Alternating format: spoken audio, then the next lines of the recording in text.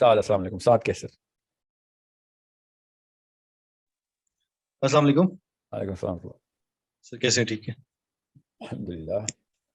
अच्छा सर, आपने मैं अब किसी से बात करूं ना अगर तो उसमें मुझे समझ नहीं आती, और खासतौर पर अगर वो थोड़ी देर की मुलाकात हो ना, तो उसमें तो मुझे बिल्कुल नहीं समझ आती कि ये बंदा किधर फंसा हुआ है, इससे कैसे बात करनी है। अच्छा, ज्यादा देर जिसमें जैसे घर वाले हैं उनके साथ तो समझ आ जाती है कि अभी ये काम फंसे हैं, माल में फंसे हुए हैं, या इस तरह की चीजों में। लेकिन जो थोड़ी देर की कहीं मुलाकात होती है ना किसी से, तो वो जो आपने फ्रेमिंग समझानी थी ना, वो मैं अभी तक वेट कर रहा हूँ उसका। आप मेरी किसी क्लास में है? नहीं नहीं, मेरे घर वाले, मेरी वाइफ है, लेकिन फ्रेमिंग मैं मैंने नहीं। कब आपसे कहा समझानी मैंने?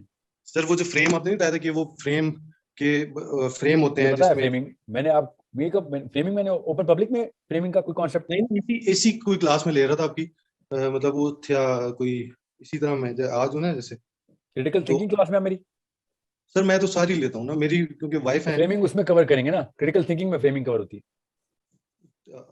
मुझे हाँ जी, वो एक लंबा तो मेरा। कॉन्सेप्ट है, मैं पब्लिक सेशन में तो नहीं, मैं फ्रेमिंग वैसे मैं आपको बता दूं। नहीं है, मैं आपको बहुत लंबा जवाब है फ्रेमिंग। आप सवाल दोबारा से पूछिए, मैं बगैर फ्रेमिंग के आपके जवाब दूं। सर सवाल ऐसे है कि जैसे मैं अब थोड़ी देर के लिए मिला हूँ ना किसी बंदे से, तो मैंने हुज्जत तमाम करनी है, तो मुझे समझ ही नहीं लगती कई कई दफा कि यार ये ये कहाँ की दोबारा बात है। पूछिए, एक मिनट रुके। ये आपने क्यों हुज्जत तमाम करनी, क्या मतलब है इस बात का? सर हुज्जत ऐसे तमाम करनी है कि गुफ्तगू है फॉर एग्जाम्पल 5 मिनट की, तो मैंने पर्पज से जोड़ना है। मुझे समझ नहीं लगती है बंदा कहाँ फंसा हुआ है, ये बंदा माल में फंसा हुआ है, ये सोच कहाँ से रहा है, मतलब क्या है, मुझे ये चीज बड़ा उससे मैं कंफ्यूज हो जाता हूँ। कितनी उम्र है लेकिन आपकी? मैं 35। किस शहर में आप? मैं पिंडी में। आप तो मेन सिटी में पले बड़े हैं, आपको तो अब तक ये रेडार ऑन होना चाहिए था, आपका बड़ा अच्छा चलना चाहिए था कि इंसान की शिनाख्त कर लें कि इसके साथ कुछ छोटे से दो तीन खुदा तो नहीं दाखिल हुए कमरे में इसके साथ ही।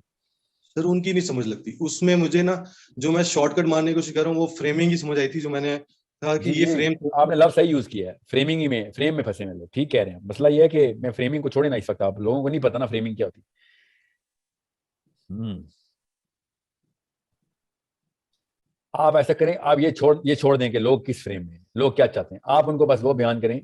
और ये हुज्जत तमाम करने वाला फलसफा छोड़ दें आप, ये लोकल मौलवी ने दिया आपको। ठीक है कि हुज्जत तमाम हो गई, मेरा काम होता है, मैं जा रहा हूँ, ये तब होता है जब अबू जहल अबू लहब सामने बैठा हो, जो 500 दफा तबलीग दावत के बाद भी ना माने, उसको हुज्जत तमाम करते हैं। ठीक है, आपने मुसलमानों के लिए क्यों हुज्जत तमाम करनी है? मुसलमानों को तो मरते दम तक आपने हाथ से पकड़ पकड़ के बचाना है। लेकिन सर जिस बंदे का मुझे लगता है कि यार इसके बाद इससे मुलाकात नहीं होगी, तो मैं तो अक्सर जब मैं उठता है ना वो बंदा मेरे पास से, और मैं देखता हूँ कि यार मैंने इसको आपके क्या हाथ दिया। में नहीं है। आपका नाम क्या है? साथ नाम है।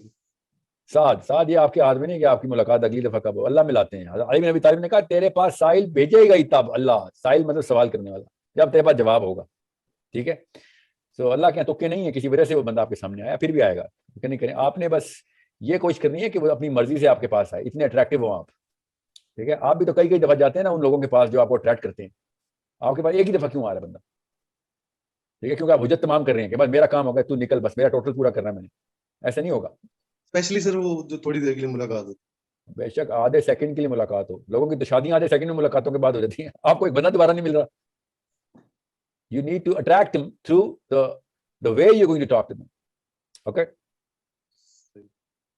मेक श्योर काफी। That should be your objective कि मैं इतना अट्रैक्टिव, तो ट्रूथ होता है ना, टू लॉजिकल एलोक्वेंस। लोग वापस आते हैं फिर और पूछते हैं कि मैंने इससे बात दोबारा करनी है। नीयत ठीक रखें कि अल्लाह के लिए कर रहे हैं, देखें अल्लाह ताला अट्रैक्शन खुद डालेंगे इंशाल्लाह, बस किताबें नहीं छोड़नी, याद रखना।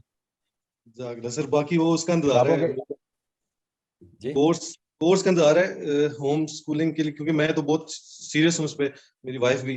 मेरे 5 बच्चे हैं। नहीं तो तो होम स्कूलिंग का कोर्स क्या मतलब? अच्छा सर मेरे आपको, उसका, अच्छा अच्छा, मेरे वो मेरे कोर्स तैयार का। है, आपको पता है 8 क्लास तक तैयार है, तो वो मुझे, मैं तो मतलब बेगम भी मेरी पास ही बैठी है, ये भी नहीं वो ऑलमोस्ट तैयार होम है। स्कूलिंग का कोर्स नहीं है जो एट्थ क्लास है, वो कैरेक्टर बिल्डिंग का कोर्स है। वो मैं सोचूं एट्थ क्लास का होम स्कूलिंग से कहता लोग, वो कैरेक्टर बिल्डिंग का कोर्स है। सही है। एट्थ क्लास तक होम स्कूलिंग तो आपका स्टार्ट ही 12th ग्रेड IGCSE लेवल की सब्जेक्ट मैटर के साथ है, जो आपने 7th ईयर 8th ईयर में पूरा करा देना होता घर में, 11th ईयर तक की, 11th 12th of age, not of school.